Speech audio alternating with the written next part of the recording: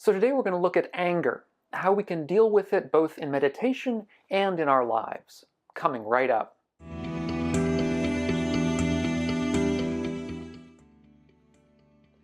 So I'm Doug Smith. I'm study director at the Secular Buddhist Association. That's secularbuddhism.org. If you're new to the channel and interested in living a wiser and a kinder and a calmer life, consider subscribing. So in my earlier video about mindfulness of mind, I got a question from Jorge Seguel, who asked basically about dealing with anger in particular. Because if we'll recall, mindfulness of mind is where we contemplate the mind, we sit with the mind and contemplate the way it is, its state of being, whether the mind is angry, whether it's not angry, whether it's greedy, whether it's not greedy, the sort of general state of mind. And what Jorge wants to know is how we actually deal with that anger, how we approach it. Whether we're supposed to sort of intellectualize it, sort of try to figure out what its roots are while we're sitting in meditation, whether we try to sort of figure it out in some sense, or whether we simply sit with it in a sort of a non-intellectual sense. And so, I mean, this is a big question, I think, for all of meditation, but certainly for anger in particular, because anger is probably one of the most intense emotions that we can have in our daily lives, as well as in a meditation situation. And of course, nowadays, with a lot of political stuff going on, a lot of us will feel anger. I mean, of course, politics is permanent, it's always around us, and there's always going to be issues in our lives anyway that bring up this kind of mental state. So what I'm going to be talking about in this video are a number of techniques from the early tradition mostly that have worked for me in various ways. They may not work for you, so keep that in mind. I don't think any of us should be doctrinaire about any of this. You have to find what works for you in a particular situation. And in general, if you have techniques that work for you with anger, put them down below in the comments. I'd be really interested to hear, and I'm sure other people could learn from you as well. Firstly, perhaps the most pertinent question, I think, for dealing with anger revolves around to what extent we should deal with the story, why I'm angry. Sort of, should we sit in meditation or sit in daily life contemplating the roots of our anger, what made us angry, and try to sort of figure it out that way. And sometimes within sort of a Western psychological context, sort of hashing out these kinds of stories can be sort of part of what we do within psychology.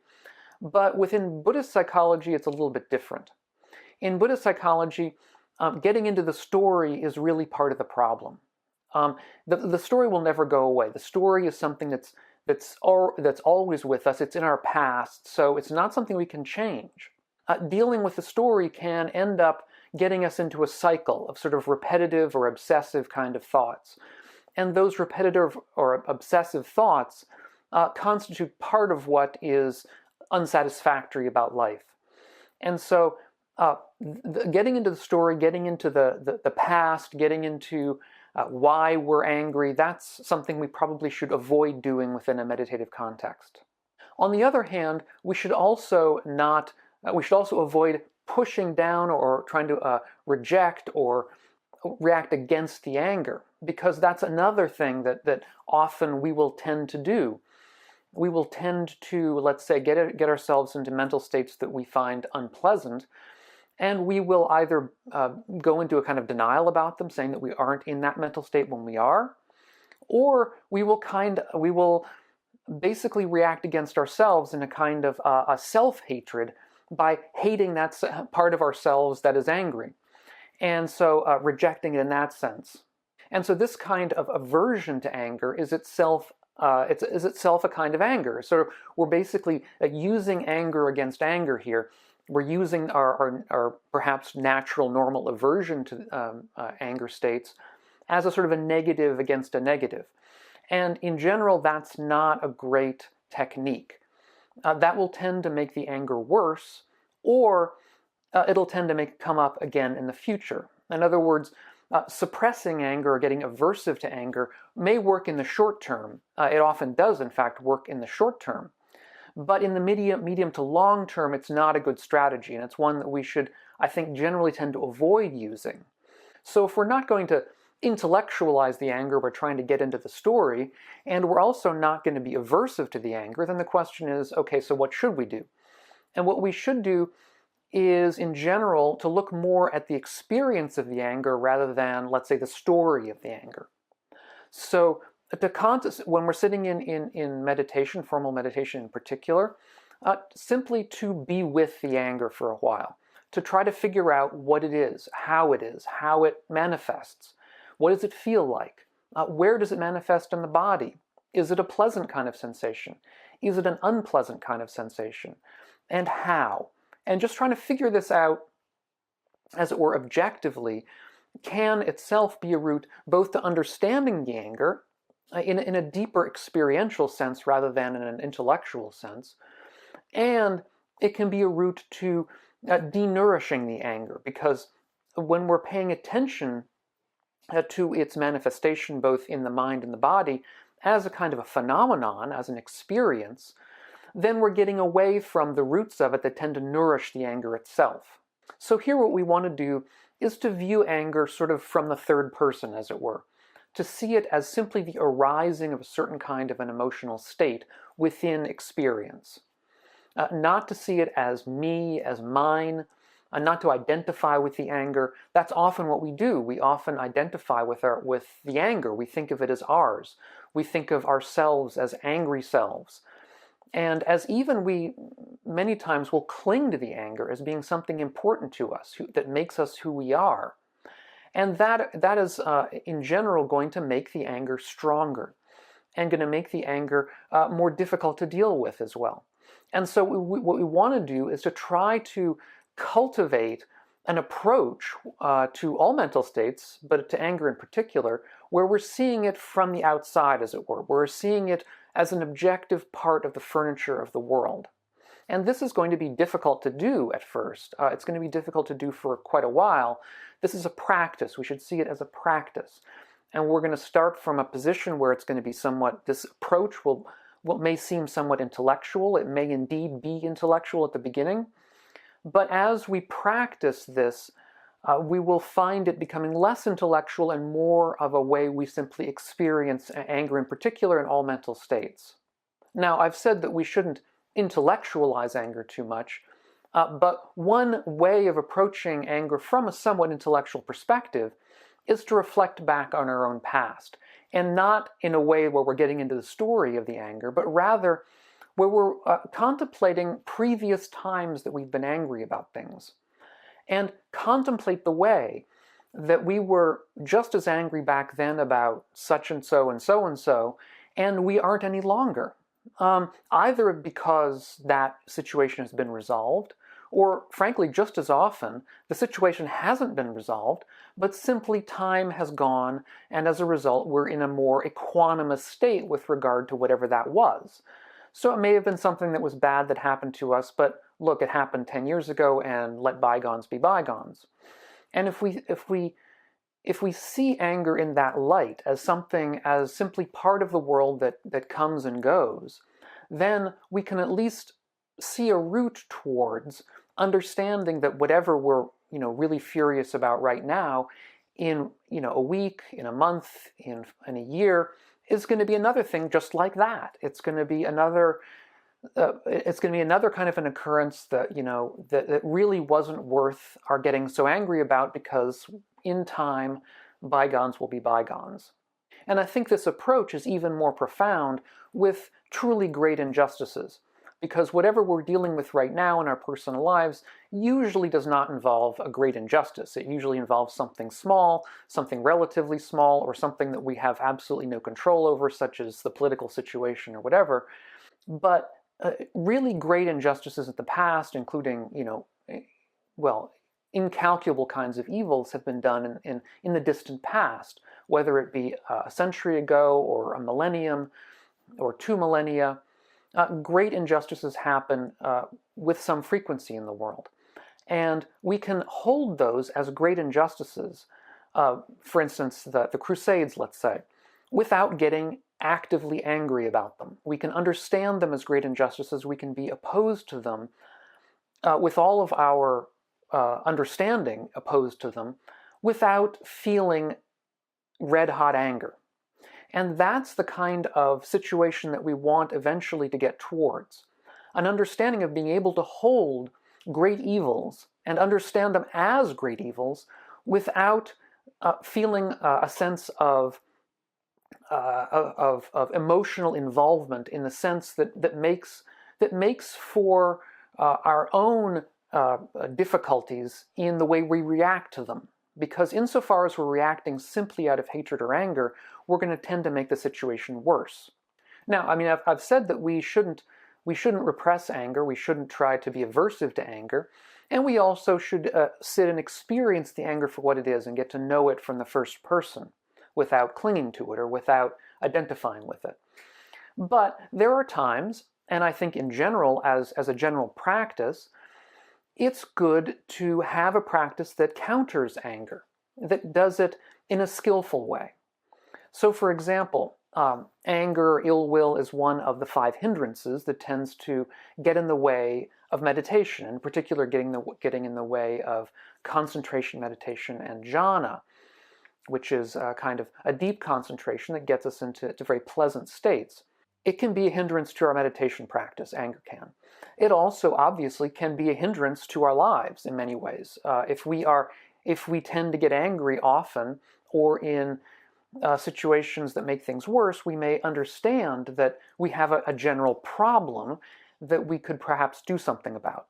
And in both of these cases, it can also help to have a practice to counter anger. And the most common practice, or most recommended practice in the early tradition, is the practice of loving kindness. And loving kindness is a practice I've discussed in the past. I intend also to do some more discussions of it in the near future. But basically, it's a practice where we strive, we make effort to generate certain kinds of positive mental states of kindness, of compassion, of sympathetic joy, and of equanimity. And we try to do these really on a regular basis. I mean, this is a practice that really benefits, like all meditation practices, from regular practice. It's a kind of an exercise. It's kind of like doing our exercises. So, and at the beginning, any kind of loving kindness practice is going to be intellectual. In other words, it's not going to be something we deeply feel. I mean, that's part of the issue, is that we don't deeply feel this kindness towards others. Instead, we feel, let's say, ill will. And so what we want to do is to sit when we're in meditation and try to cultivate a mind of kindness towards the world. And that, I'm not going to go into the whole practice here because this isn't really the place for it, but nevertheless, I want to mention that as a critical part of how we deal with anger on a regular basis. And in particular, how we deal with the roots of anger, how we deal with the kind of the baseline anger that's always with us in ordinary life. It works better there, to begin there, rather than dealing with some particular thing we're furious about. If we try to deal with it that way with loving kindness, especially at the beginning, it's not likely to be very useful. It's going to be more a practice of suppression than a practice of real loving kindness. But in general, when we're in that kind of situation where, let's say, anger arises and we either have a time to deal with it, perhaps we're alone or in meditation, or perhaps when we're out, with other people and we're discussing something and something comes up and we get very angry, we can nevertheless at least attempt some use of loving kindness. And in this instance, I think it's important for us to do it with the right mindset, if we can. This is obviously, I'm asking a lot, but this is at least where our goal is. And that is that we understand that we're going to try to make a conscious shift from the anger to another state. That we accept the anger for what it is. We're not being aversive to the anger. We're coming from a place of wisdom and self-compassion and compassion for others, rather than from a place of aversion and ill will towards ourselves and our own anger states. These may seem subtle. They're subtle differences, There's subtle differences in the way we hold this kind of effort that we're making. But in the longer term, they're critical to us getting from a place, let's say, of suppressing anger and of spiritual bypassing, where we're pretending the anger doesn't exist, to a place of wisdom and self-compassion.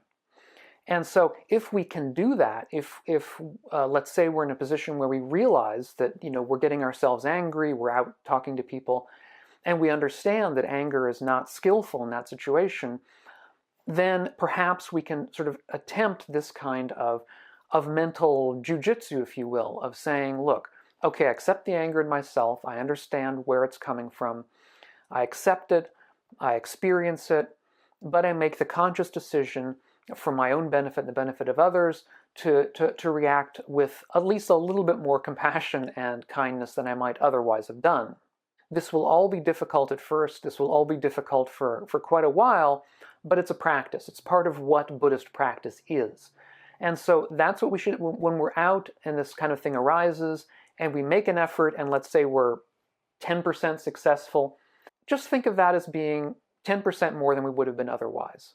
Now, in the later tradition, in particular, the Theravada tradition of Buddhaghosa's Visuddhimagga, which is a 5th century, the Common Era text, so written maybe 1,000 years after the Buddha's lifetime, although it compiles a lot of earlier material, so it's not all from that late, but nevertheless, it's much later material.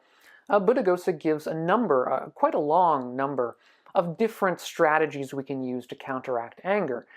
And they're quite interesting. If you have access to a copy of the Visuddhimagga, you might want to look it up. I'll put, I don't think there's a link to it, but I'll put at least the citation down below.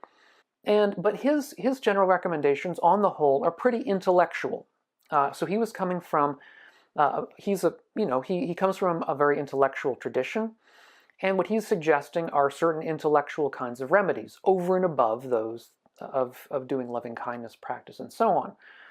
And so what he recommends that we can contemplate is, number one, that anger can be detrimental to ourselves and others, and we should understand that. In other words, that when we get angry, we should understand, at least from an intellectual point of view, that anger is not to our benefit, that it's harmful to ourselves, both physically and mentally. And so we should come at least with that understanding that it's not something we really do want to nourish in the long term. He also recommends that we contemplate other people who have come upon very difficult situations in their lives and have reacted without anger. He recommends, as I recall, some stories of the early texts of the Buddha, of the Jataka tales, and so on.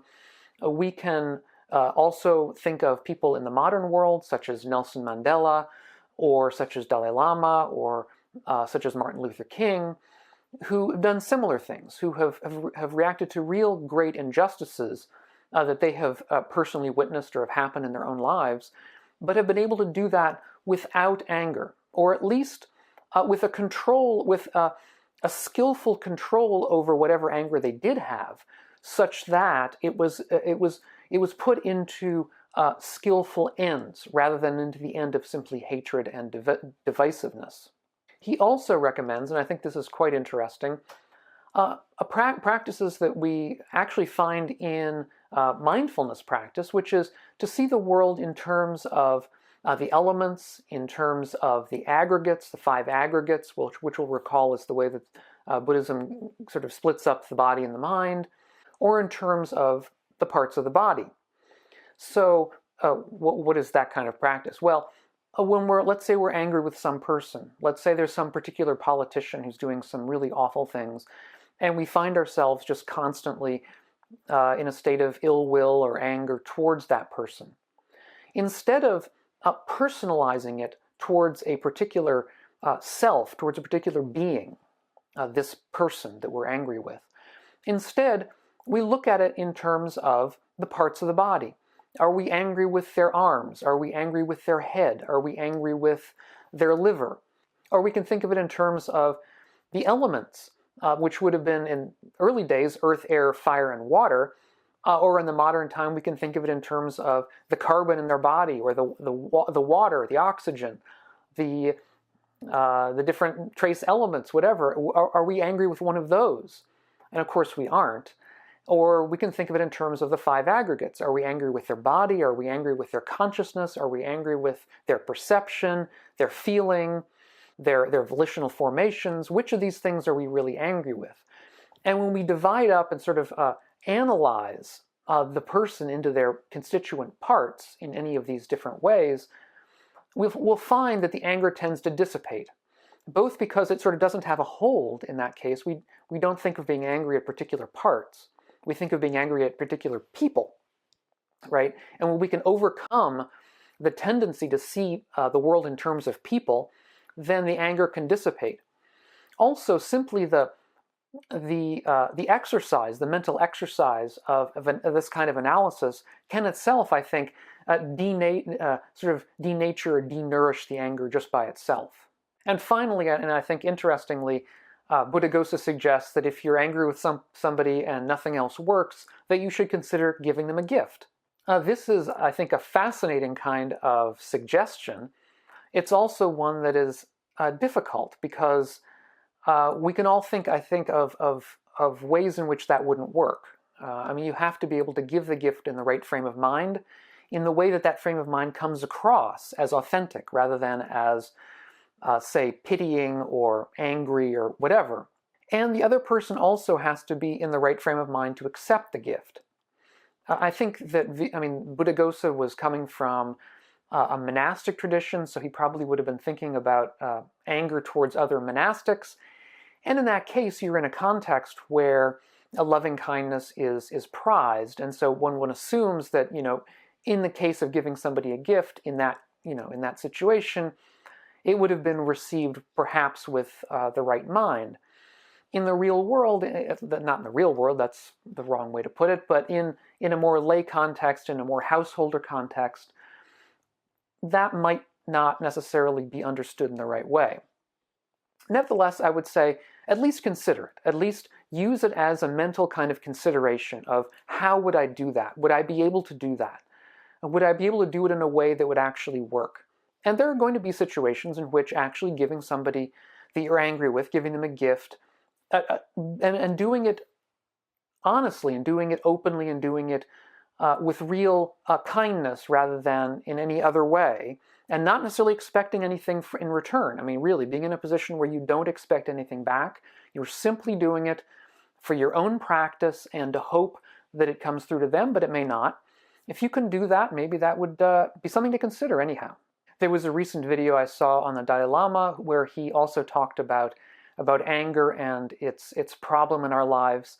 And if I can find it again, I'll put it up here on the screen, because I think it's worth watching.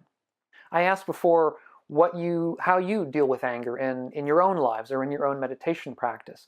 So I'd be interested in that. So please put any recommendations down below, things that have worked, things that haven't worked, other practices that I haven't mentioned, because of course there are going to be any number of other practices. So thanks so much for watching. Thanks to all of my patrons over on Patreon. It makes a great deal of difference to have you with me and to have us all working together and supporting this work of bringing all of this great material to so many people. So thanks again. If you have any other questions or comments, do put them down below. And otherwise, we will see you, I hope, on the next one of these videos. So meanwhile, be well.